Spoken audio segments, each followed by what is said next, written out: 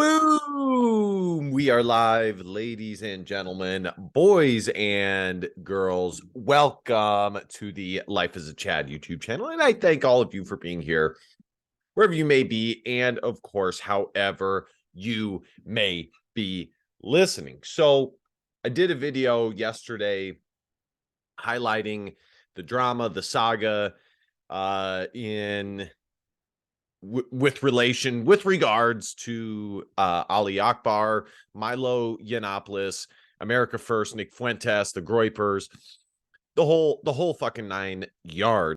And pretty much where I left it yesterday was that, I talked about the Crucible because Andrew Wilson had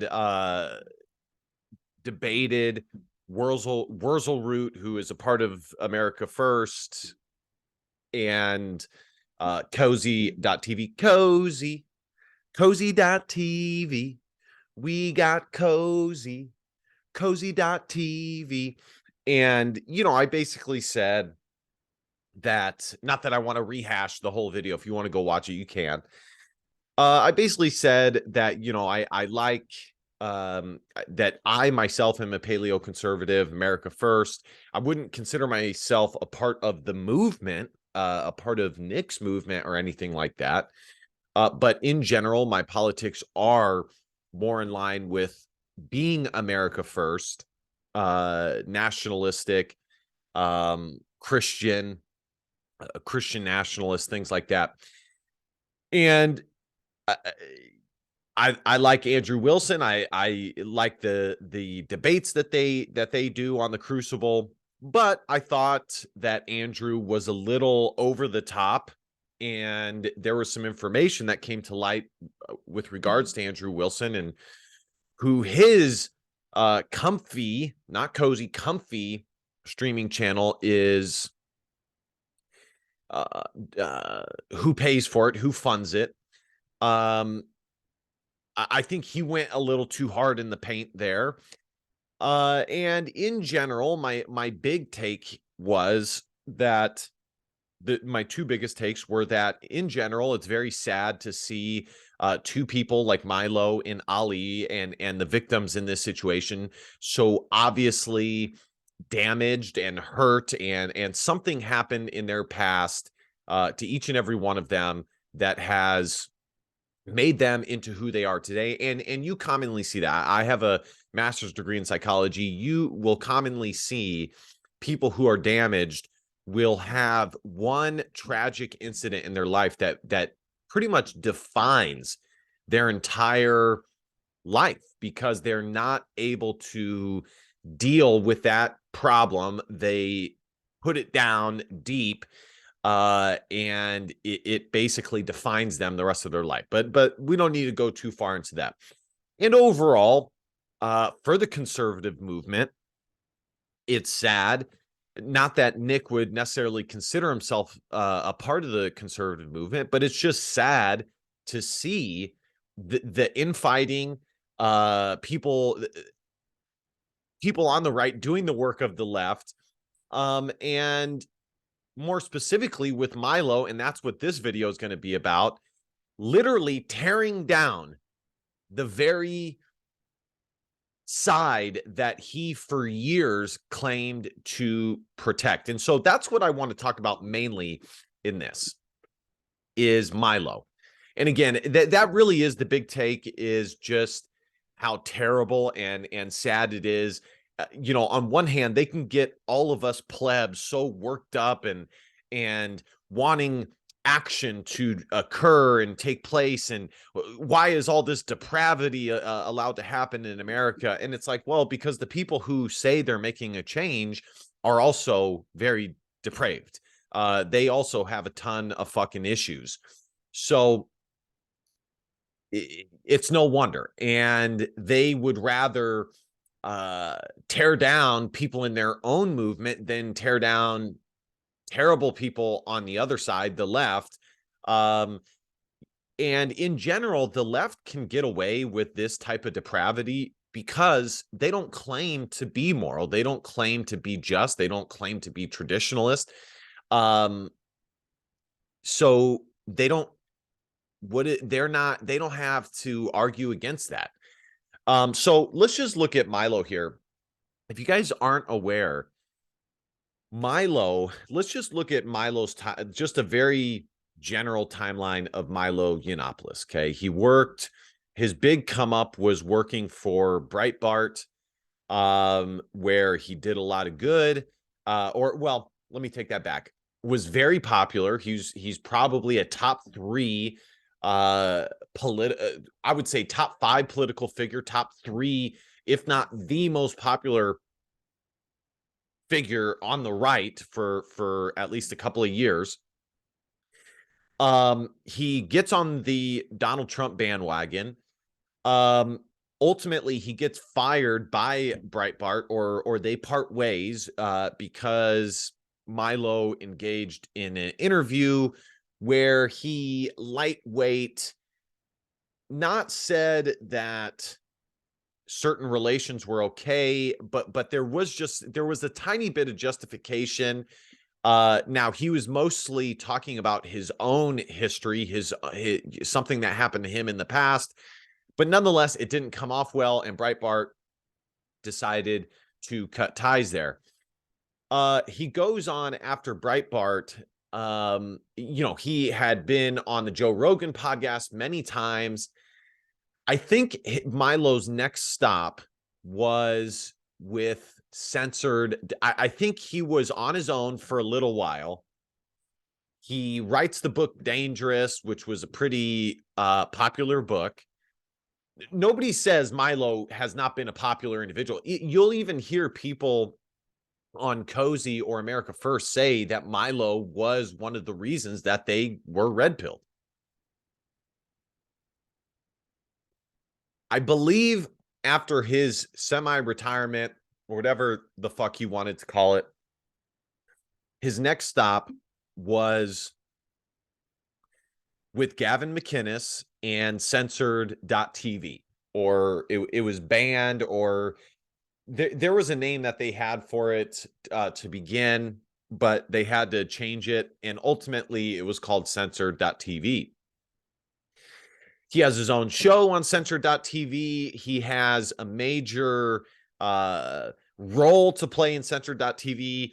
It later came out that Milo wanted to publish articles, journalistic pieces, things like that, because that was his main thing at Breitbart. He initially was a journalist, a very good, well, journalist is maybe too I'm not sure that that's the best term for Milo, would be full-blown journalist, but comparing him to other modern day journalists, I would say he was as good at it and as truthful at it as any modern day journalist. I mean, are there really any, pencil in the ear wearing motherfuckers that are true journalists anymore? Probably not. And either way, he wanted to write stories. Let's just say that he wanted to write stories on Censored, and that did not work. It didn't create revenue. So Gavin McInnes decided that that was not where censored.tv was going to go. During this time, you would see Milo and Gavin having a decent friendship, a decent relationship. I'm trying to think back what else transpired with those two. Of course, they kiss. There's a video of those two kissing, just joking around, kissing. And that's pretty much it. I can't remember too much. There's some good content that came out of all of that. But ultimately, the big situation there, the big piece from that is that Milo decided to part ways with Censored. And it was actually pretty shocking, because to so many of us plebs and conservatives, just from not being fully involved in any of the inner workings of these businesses, it seemed like it was a good fit. I mean, Gavin and Milo were two of the biggest right-wing political figures that there were. Now, of course, another aspect of this was that while all of this was going on, a lot of the members of Gavin McInnes's founding organization were being tried and sentenced to prison time. I cannot believe I can't remember the name of Gavin's Proud Boys. And you know, Milo, at least on the surface, pretended to be a sympathetic ally to that. Out of nowhere, Milo does a video stating that he will not be working. He will finish his remaining 30 days at censored.tv, and then he will be parting ways and doing his own thing. And it was later revealed from Gavin that a few things. Number one, Milo is extremely hard to work with. He's a drama queen, which is not shocking. Okay. I think most people know that about him. He expects to be paid tons of fucking money. And from Gavin's standpoint, where it's his business, it's like, well, if I'm going to pay you this amount of money and you're not going to be pumping out a shit ton of content, then I'm just better off going with, some younger, newer individuals who will have that work ethic, who will push tons of content for censored, that won't cost as much. And basically Gavin was saying that Milo was not a good business deal, and they could not come to terms with how much Milo was worth or should be paid for censored. But again, a big aspect of it was that Milo was fraught with drama queen, this and that. And then a couple months go by. By the way, that at Censored was the first interview that Milo did with Nick Fuentes. Okay. When he had his little sit down, like late night fucking show. Okay. Then he ends up going to this Catholic. Okay. The next step, he's kind of out of the limelight. And he comes back. There's tons of content where he's throwing away his wedding ring. He's no longer a homosexual. He's no longer gay, which, of course, if you don't know, Milo was married to, I believe, a black man. And, on his tour bus, it was on the side of it, it said dangerous F word. And Milo would later, and he would state that he was trying to not be a homosexual anymore. That was the big thing, that he was coming out as not being a homosexual anymore, trying not to be a homosexual. And he would later go on to say in interviews with Roosh and others that he believes that he almost did things that were the bad almost outweighed the good for what he did in the right movement, the movement of the right wing. Excuse me. A little bit under the weather here, guys. Bear with me. And at this time, he starts working for this Catholic media company. I can't remember what it's called. And he starts going back to colleges and doing some speeches. And he starts this transition into no longer being a homosexual. He goes on some pretty big podcasts and talks about his journey of no longer being a homosexual, this and that.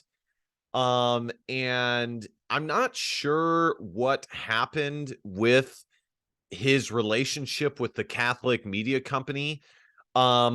But I just know that his next stop was moving towards America First and Nick Fuentes. Now, there was a big point that I wanted to make here with regards to Milo and what he would later go on to discuss a shit ton about with Nick and Ali and all this shit here. So while Milo, I think it was when he was working at Censored, because I still remember the clip. Of course, it's kind of hard to see now because Censored basically makes you pay for all the content that they push for anybody to watch. But there was a major clip where he is interviewing, trying to remember who he was interviewing. He was interviewing someone on the right wing who had a little bit of an association with Lauren Southern. And the whole crux of it was I wish I could remember who he was interviewing. It was a pretty, or I would say a medium-sized in popularity individual on the right wing. Oh, that's who it was. It was the guy who has had the latest drama with Sydney Watson over at the Blaze, and cheated on his wife and parted ways with the Blaze for SA stuff. And he was trying to get him. They were discussing Lauren Southern, and Milo basically, his biggest issue with Lauren Southern was that she was fake, that she helped expose members of the right wing in Britain for their predisposition towards, let's say, some homosexual type activities at a very bad time when there was an election going on. And Milo's biggest criticism basically was that it was infighting, and it brought to light somebody of your own team and basically made your own team lose because you did a hit piece on them. You used your position on the inside to do a hit piece on them. And it was not good for the right wing. It was not good. It was not a good move as just a human being. It wasn't very moral to be a part of the group and then basically reveal a bunch of information about them.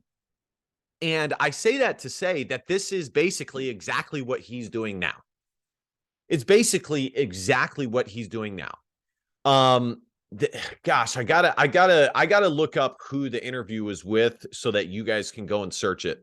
Who it is, of course, is Elijah Schaefer. That's who it is. I can't believe I couldn't remember his name. I did a video on all the drama with him and Sydney Watson, which you guys should go watch. Very popular video.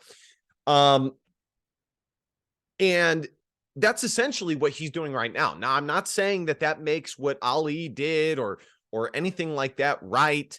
And hell, I even think Milo is nearly, if not just as bad as Ali. And for anybody who dislikes the America First Groyper movement, okay, I'm not necessarily sympathetic towards them, but at the same time, I don't think that this is as big of a gotcha as some of you guys think. I think you guys are allowing your emotions to get the better of you. The reality of the situation here is Milo, and I gave his whole journey description here because I wanted to illustrate that Milo has had a pattern, a huge pattern of deceit, lying, vindictive, feminine behavior. And I mean, let's just look back. He's lied about the transition towards not being a homosexual anymore. He has continued living with his husband. So the whole thing of him throwing away his wedding ring and this and that was all bullshit. That's a lie. He has been extremely hypocritical when he called out Lauren Southern for what she did towards the conservative movement in Britain, when he's basically doing the same thing now. He's used his position to get on the inside, only to expose them later. And it's very obvious that Milo, and anybody who has paid attention to Milo, just like a medium amount, knows that one of his big thing is keeping dirt on people and threatening to expose it at some time. I can't remember. I think part of it did have to do with Lauren Southern. Part of it was her and just Milo in general saying that he has a shit ton of dirt on the right wing, and one of these days he's going to expose it, this and that. Okay, this is a guy who is incredibly vindictive. He's a liar, and it's painfully obvious. And by the way, guys, I am one of those people who did have a certain amount of respect for Milo, because he is a fairly intelligent guy, and he did bring some coolness, or a certain level of coolness back to being a conservative, a right-wing individual. And I think he did help red pill a lot of people. Also, he championed men's rights, and talking about how young men are being left behind. Those are all things that I enjoyed listening to him talk about. Okay. So this is not coming from somebody who like despises Milo. I was one of those people who, if you would have asked me 2 years ago if I truly believed that Milo was truly trying, while he was opening up a what was he opening up? A homosexual aversion camp, where or whatever it is, where homosexual men can go there and have sex aversion therapy, or whatever it is. Okay. If you would ask me 2 years ago if I thought that Milo's whole journey was sincere, I would, especially with the not being homosexual anymore, I would say yes. I would say yes.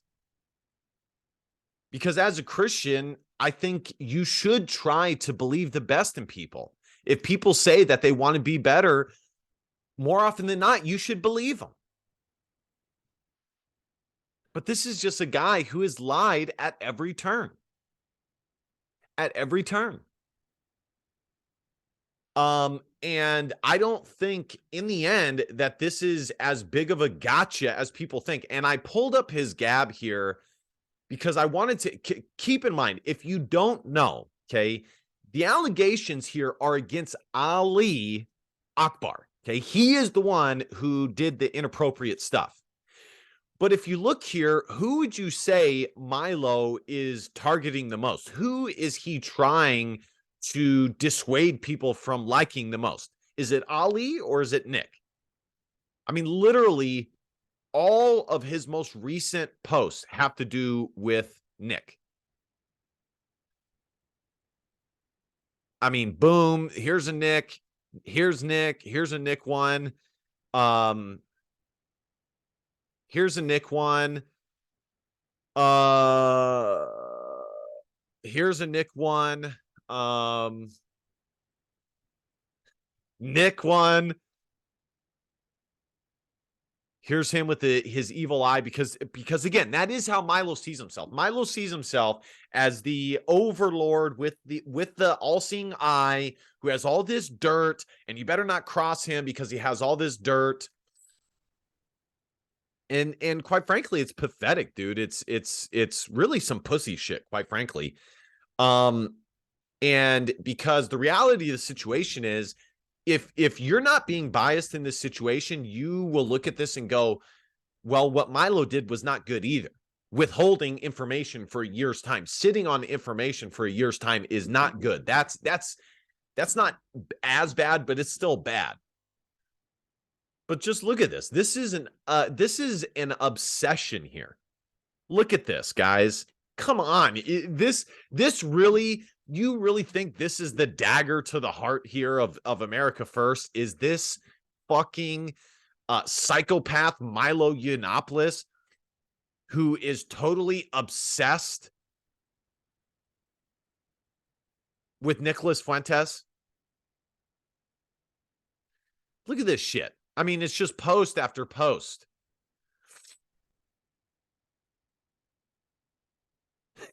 I can't even get like 2 posts in without it, being yet another Nick Fuentes post. So, anyways, boom. Nicholas is being so. This is obviously an attempt at Milo to take down 2 people who he has who he has felt has wronged him. And in the end, really all he's doing is making people, normal day people like you and me, who are on the right wing, seem like lunatics because you have somebody who campaigned or championed the Stop the Steal, who is the person who these accusations are being levied against, and then the leader of the America First, one of the biggest movements on the right wing, is guilt by association. Okay, this is a guy who could care less about the future of America or the West.